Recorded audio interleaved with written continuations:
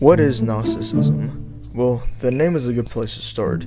The word Gnostic comes from the Greek word gnostikos, that means having knowledge. A good way to remember this word is to remember the word agnostic, which is someone who basically is uncertain about the existence of a god. This is a great place to start because a huge thing for the Gnostics is receiving secret knowledge. Gnosticism was considered a heresy in the 2nd century church, and many church fathers, such as Irenaeus, Hippolytus, and many more wrote against it. Irenaeus wrote the book Against Heresies, so you can read his writings on the Gnostics. A source of Gnostic writings came from the Nag Hammadi in 1945 Upper Egypt, that was found by a peasant named Muhammad. But what are the beliefs of the Gnostics exactly? Now, it is sort of hard to make a list of beliefs for the Gnostics, since there's no unified system of beliefs, but there are reoccurring themes and beliefs.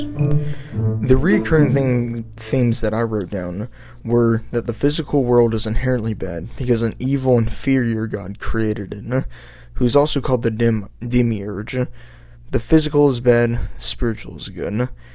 Another belief I have written down is that people have to attain knowledge of their cosmic origins through secret knowledge. Another idea I have down is the creator God of the Old Testament is a different God from Jesus, who's the Redeemer God who's good. And the Old Testament creator God is evil and inferior. And the final point I have down is that the point of salvation is obtaining secret knowledge and escaping Earth to go to the spiritual realm. That's often called the pleroma in Gnostic teachings. I know that's a lot of stuff, so let me break it down for you and explain why orthodox Christians reject these beliefs. Quick side note, when I say orthodox Christian, I'm talking about lowercase o orthodox. I'm not just referring to Eastern Orthodox. I'm referring to Protestant, Catholic, Eastern Orthodox, Coptic, just any type of Orthodox Christian. The groups that believe the Trinity and other essential doctrines. Anyways, I want to explain the first claim and why Orthodox Christians reject it. The first claim I want to refute is that the physical world is inherently bad because an evil inferior god who created it, who's called the demiurge. This is simply false because in Genesis 1 verse 31, it says, God saw all that he had made, and it was very good. There was evening, and then there was morning, the 6th day. Now, I'm not going to discuss my opinions on the days of creation, but we clearly see from here that God, while creating the world, says that it is very good.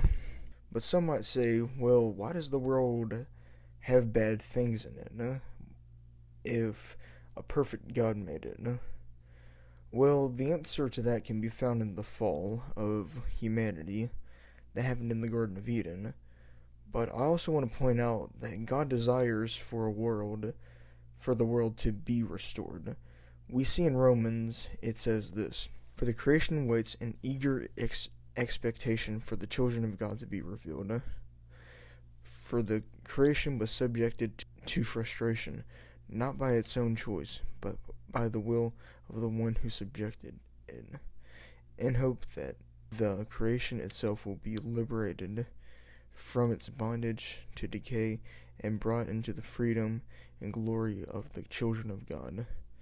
We know that the whole creation has been groaning in the pains of childbirth right up to the present time." Romans 8:19 through 22. We see here that the world is not going to be left to rot, but to be restored by God, heaven and earth coming together, like how it was in the garden. And we see that Jesus supports this idea of heaven and earth meeting together in Matthew 6:10 in the Lord's Prayer, when it says, "Your kingdom come, your will be done, on earth as it is in heaven." Also, you may ask yourself, what the heck is a demiurge? Well, it's basically the idea of a lower tier god who created the physical. This idea can be found in Plato as well.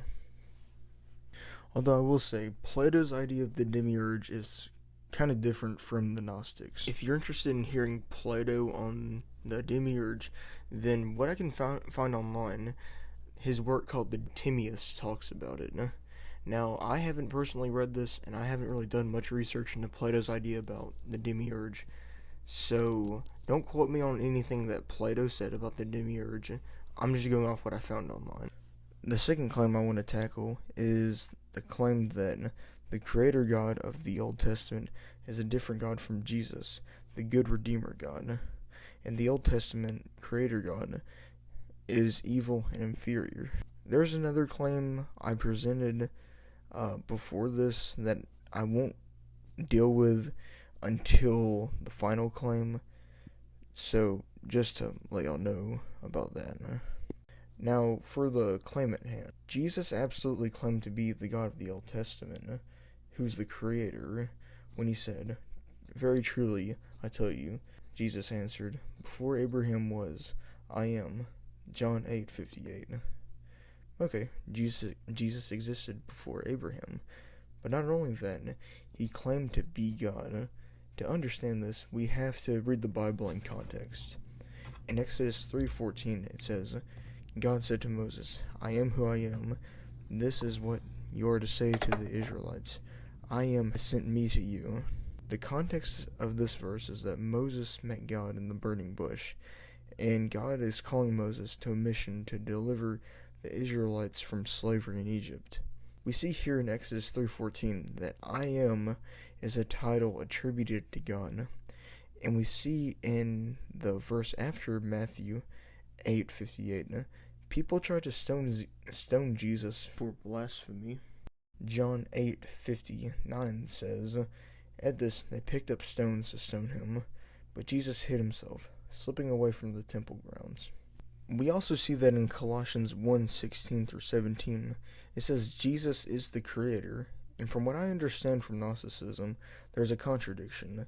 They claim the Old Testament creator God is evil and inferior, and Jesus is the good Redeemer God, but the Bible literally says that Jesus is the creator. To look at Colossians 1:16-17, it says, "For in him all things were created, things in heaven and on earth, visible and invisible, whether thrones or powers or rulers or authorities. All things have been created through him and for him. He is before all things, and in him all things hold together." We see that Jesus created the physical and holds it together. So Jesus is the creator God from the Old Testament. The last 2 points kind of go hand in hand, so I will cover them both here. The 2 claims I'll be refuting are that people have to attain knowledge of their cosmic origins through secret knowledge, and the point of salvation is obtaining secret knowledge and escaping Earth to go to the spiritual realm, also called the pleroma. Now, first off, the Gospels literally say nothing about people having to attain knowledge of their cosmic origins through secret knowledge. These ideas are added on by the Gnostics and often come from the Gnostic Gospels that are most likely created in the 2nd century. Contradicts the theology of the New Testament and the Gospels, and don't date back to the apostles and are not reliable. Finally, salvation is not merely about escaping earth and going to heaven, and especially not about receiving secret knowledge. So what is salvation? Well, it's getting saved by Jesus from your sin and eternal torment in hell. And you see, the reality of hell isn't so God can just be a sadistic taskmaster. God loves you, and he wants to get you away from hell because he understands that if you build your whole identity around worldly things and carnal things, then that stuff won't last forever. Eventually, the new video game system is going to be replaced by the newer one, and eventually your relationships that you have with people are going to fail you. People will not love you as much as God will, and God understands that. And even though these worldly things can be good gifts from God, he understands that if you build your life around them and you don't have God at the center, then it's going to be disastrous, and it's going to destroy your soul over the course of eternity. God knows that He can fill the desires of your heart, and these worldly things will not fill it up forever, and eventually, if you build your life around these things, it will eventually destroy you. God's not some angry bearded man in the sky who wants to see a little sinner like you burn in hell for eternity. No, God is a loving God who wants to see you saved. He wants to spend eternity with you. He wants a sinner's embrace. He doesn't want to see you burn in hell. And, some people reject that love, and they want to spend eternity away from God and base their eternity around idols they built in their lives. And that will eventually destroy them. And God loves you so much that He wants to warn you of this terrible, wicked reality that is hell. But back to salvation. Salvation is also about being brought from death to life. Jesus came to die for your sin, and it's by nothing we did. Ephesians 2:8-9 says, "For it is by grace you have been saved, through faith. This is not from yourselves. It is the gift of God, not by works, so that no one can boast." We see here in this video that Gnosticism and orthodox Christianity are two opposing views. Gnosticism focuses on escaping the physical, attaining secret knowledge, and denying a good God made in the world, while orthodox Christianity focuses on redemption of the physical, the forgiveness of sins, and heaven coming down on earth, so a loving God who made the world can be united with His creation.